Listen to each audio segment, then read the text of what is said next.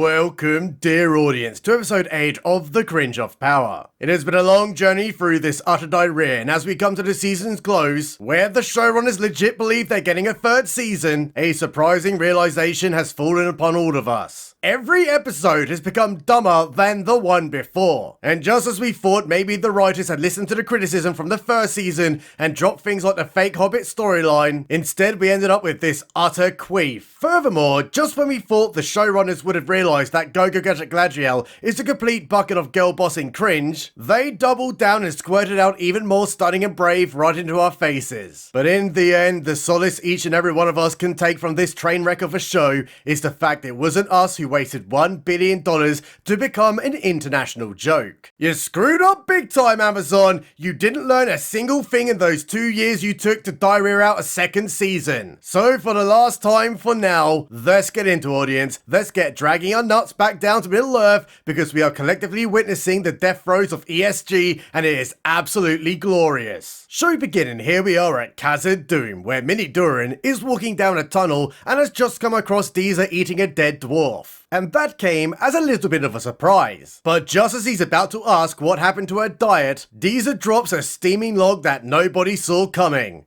Durin, it's not what it looks like, bro. He was dead when I got here. It was your dad who did it. His Rang is now controlling him. What? Are you telling me that ring he's got is evil? Yes, I'm telling you the Rang is evil. My god, I had absolutely no idea. Neither did I, Dur. And it certainly hasn't been our entire dialogue tree for the past 3 episodes. Like, literally every sentence, because the showrunners forgot that the fundamentals of basic storytelling is you show it, you don't tell it. So Durin gets walking further into the mine where his big daddy is digging out his back end with a battering ram and not a pickaxe like everybody else does. Oi, I've heard you've gone a bit mental over your Rang piece. You've got to take it off, Pops. It is controlling you. Take my Rang off? Yeah, that's a Deezer-sized no from me, son. But Papa, there's a Balrog down there, and you're going to release it if you keep smashing up your back end. Nonsense, son. That'll be happening in the Third Age. We're totally safe. So Big Daddy Durin successfully smashes his walls down, where he finds a whole load of mithril veins, and it is utterly glorious. Fee you, who said digging too deep would release an ancient evil leading to the demise of Moria? But wait a minute, is that a Balrog over there? My god, it is! I guess Tolkien was wrong this entire time. It was actually during the 3rd, not during the 6th he released it, and he even did that in the wrong era. Shame on you, Tolkien, for not knowing the canon. Anyway, it's a big scary, so Big Daddy Durin for some reason passes Mini Durin his ring piece,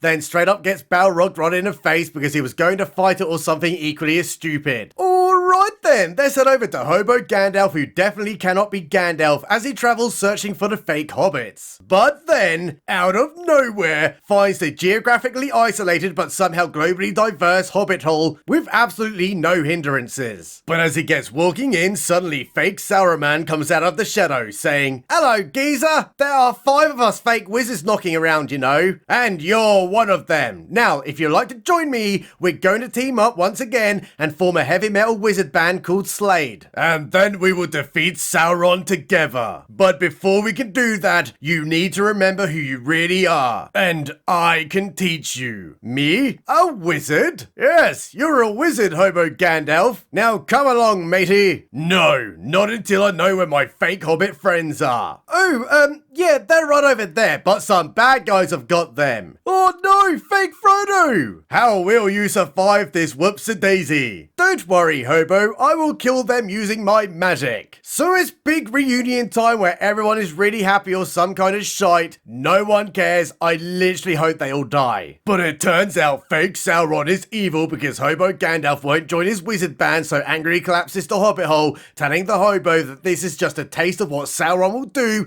if he doesn't team up with him. And then straight up fucks off. Alright, enough of that AIDS. Because it is time for the numero normies. But because absolutely no one gives a crap about these guys, let's do a speed run. Republican Rasputin says the literal Yas Queen cheated her 1v1 battle against a giant clownfish a few episodes ago, so anybody who is part of the faith, which are a religion or something, are now all under arrest because of Sauron. So Bilderberg's sister Sildor runs off telling her dad to escape. So he does, and tells the literal Yas Queen to come escape escape with him. But she's got her agency saying no. But as a parting gift, she gives Isildur's dad that sword that chopped off Sauron's sausage that he straight up doesn't Eregion with because the films happened. What a complete pile of horse shit. This isn't fan service. It isn't even an Easter egg for the nerds. It is full on donkey shite right in the face. You, glad that's all over with, so let's head back to Eregion where that protest is still raging big time. And as the totally evil Republican orcs have now broken through the walls, they are still hammering the city with fireballs. Kinda seems like a bad idea when you've already breached the walls and your own guys are in the city. But I guess the biggest conflict that these two effeminate handbags have ever faced in their life is who will be the bottom for the night, so what did you expect? A competent military invasion intelligently played out before our eyes? Get the fuck out of here! Anyway, here's the forever heroic 5'2" beauty queen Go-Go Gadget Galadriel, and even though she's got 9 ranks and she needs to get the hell out of this place immediately to save Middle-earth, she still found the time to exclusively save the body type 2 female-presenting globally diverse elves, because like in all wars, the men die first. Now that they're all together, how are they gonna get out of the city? Oh, how could I forget? Galadriel just conveniently knows all about a secret passage in and out of the city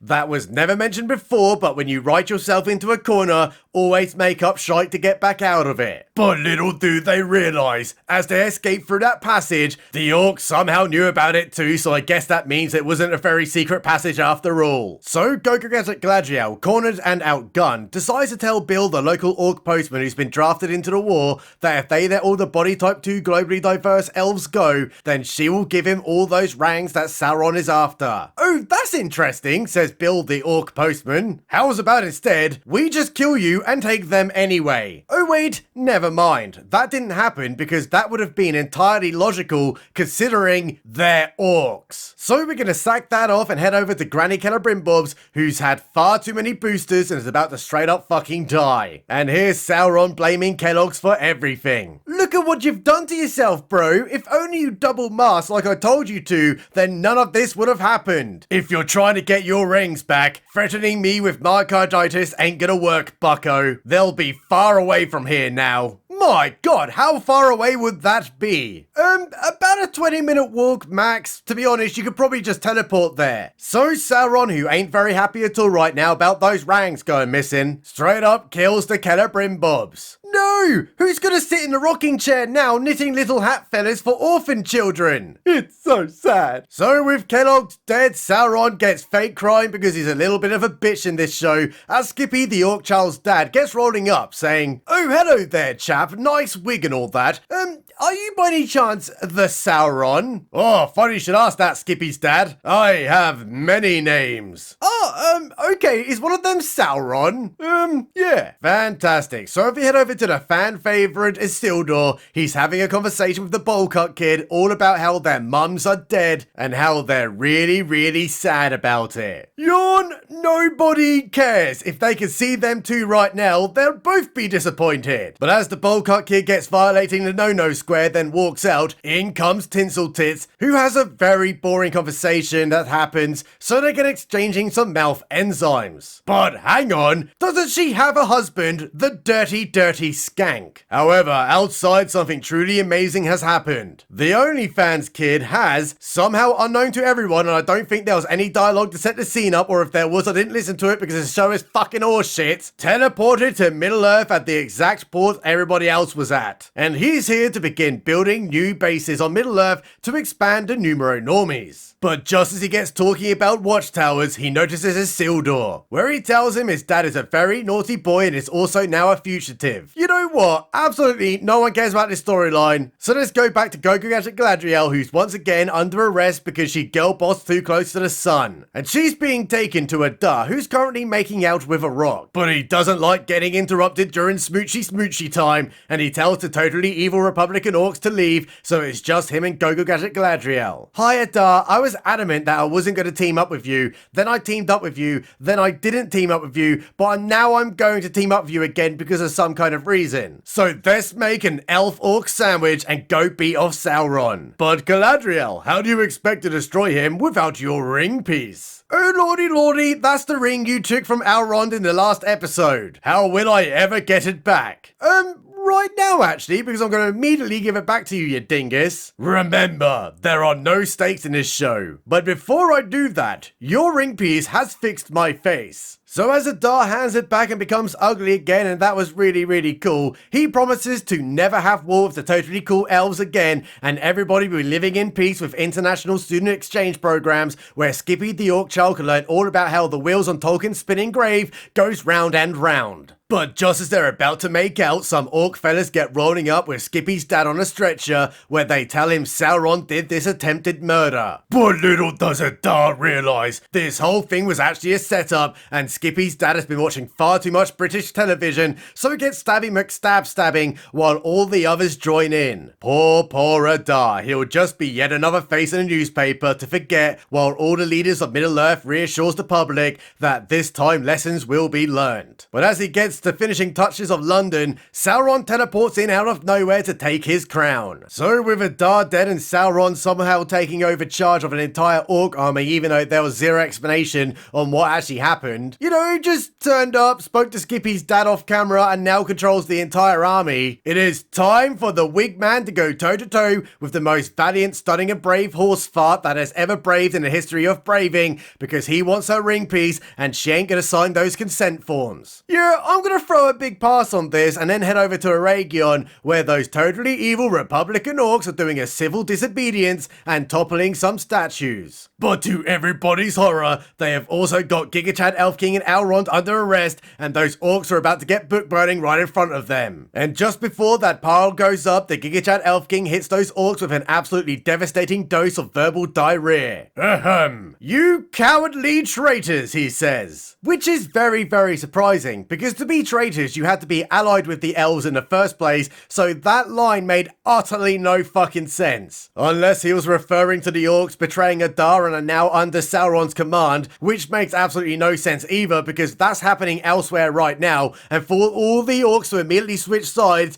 there would have had to have been a central command structure that was dishing out immediate communications with like walkie-fucking-talkies or something. Okay then, book burning over, that was no doubt an allegory for how Amazon completely torched Tolkien's life work. And now we're back with the super hilarious comedian getting her 5'2" midget ass handed to her by Sauron. But little does he realise she's got a bottle rocket up her ass, so does a kung flu kick that no 6'2" male would even flinch at, but somehow in this show does plus 20 damage. And it was so courageous it even knocked his wig off, so he gets telling her how she's incredibly stunning and brave, and how much he enjoys her comedy specials on Netflix. Then becomes Galadriel too. And then Celebrimbor. You know what? No one cares. Let's just get to the meat and gravy. Sauron puts his wig back on, then kicks Galadriel's ass, then Londons that bitch big time with his throbbing helmet, and now she's definitely going to die. But remember, audience, they have elf medicine in this show, so she's definitely not going to die, so this scene is absolutely pointless, as it has no stakes. Anyway, she's dying for absolutely realsies, definitely going to die big time.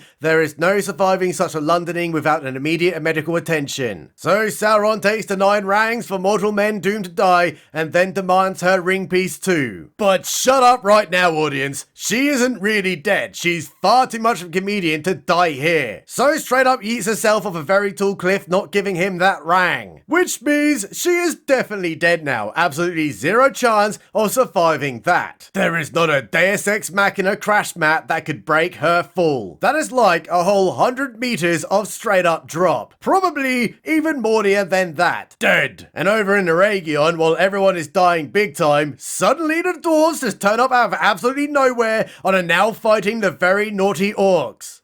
How did they get here without anybody noticing or sounding an alarm that an incoming dwarven army was approaching? You know, wouldn't it be pretty damn obvious? Of course not! It was a damn teleport pad again. Anyway, Sauron is looking big grump because he may have gotten those 9 rangs for mortal men doomed to die, but he never got Galadriel's ring piece, and is now being informed by Skippy the Orc Child's dad that the mysterious teleporting dwarven army has arrived, turning the tides of the war, and the orcs are gonna get their butts kicked. Oh, Sauron ain't happy about that, so straight up kills Skippy's dad. No! no! Sauron just orphaned Skippy! And now there'll be no one protecting him from Drag Queen Story Hour or the BBC. It's so sad. But hold on to your nuts, audience, because Knockoff Legolas and the Giga Chad Elf King have directly located Galadriel because Knockoff saw her fall off the cliff. But somehow, she's still alive. And Elrond is going to use Galadriel's elf medicine ring piece to heal her so she doesn't die. You know, after getting stabbed and falling off a cliff. Get the fuck out of here. This show is dumb as hell. Alright. How are those fake hobbits getting on? Well, that hobbit hole is fucked after fake Sauron man crashed the place earlier, so that means those geographically isolated but globally diverse hobbits of inclusion and tolerance are now going to have to leave alongside fake Frodo and fake Samwise